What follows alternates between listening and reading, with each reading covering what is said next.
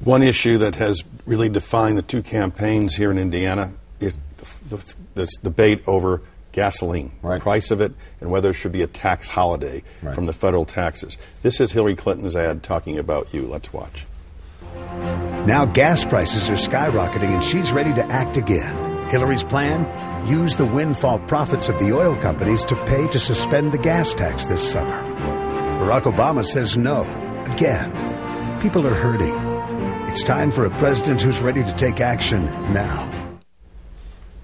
Why are you against giving taxpayers in Indiana, North Carolina, a relief from the federal gasoline tax this summer? You're right, Tim. This defines, I think, the difference between myself and Senator Clinton.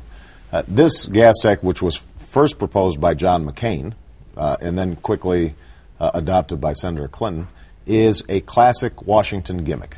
It is a political response to a serious problem that we have neglected for decades. Here's the upshot.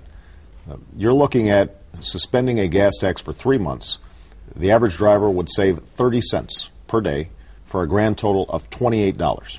That's assuming that the oil companies don't step in and raise prices by the same amount that the tax has been reduced. And by the way, I have some experience on this because in Illinois, we tried this when I was in the state legislature, and that's exactly what happened. The oil companies, the retailers, were the ones who ended up benefiting. You voted for it. I did, exactly. And when gas is only $2 a gallon. And that's my point. I voted for it, and then 6 months later we took a look, and consumers had not benefited at all. But we had lost revenue. So you learned from a wrong vote. I learned from a mistake.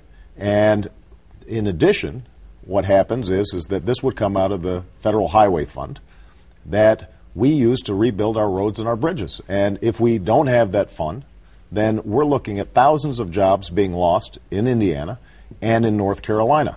Now, Senator Clinton says that she's going to use the windfall profits tax to fill it. First of all, she's already said that she's going to use the windfall profits tax for something else, as I have, and that is to invest in clean energy and other important measures. So that money she's already spending twice.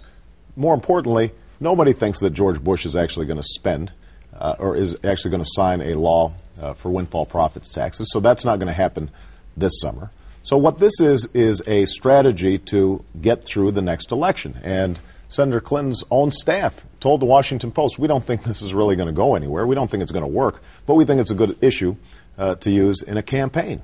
And that's what Washington does.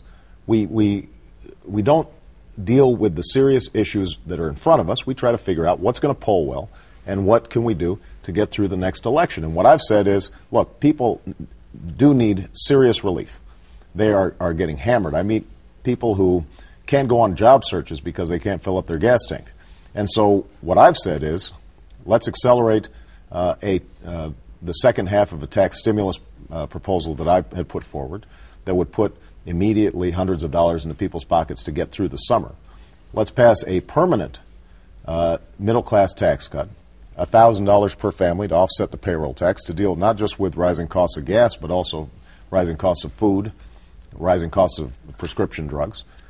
And most importantly, let's invest in alternative fuels, raising fuel efficiency standards on cars, and let's get serious about reducing consumption of oil, which is the only way that over the long term we're going to reduce gas prices. And I have to say that if Senator Clinton or John McCain had stood up in previous years for increases in fuel efficiency standards, in getting serious about an energy policy that is freeing ourselves from dependence on foreign oil, then we would not be in the same situation in the first place. And I don't want 20 years from now to have a bunch of politicians proposing a suspension of the gas tax holiday when gas is $8 or $10 a gallon because we failed to act now. Now's the time for us to act, and I think the people of Indiana and North Carolina understand that. It's a pander? Yes.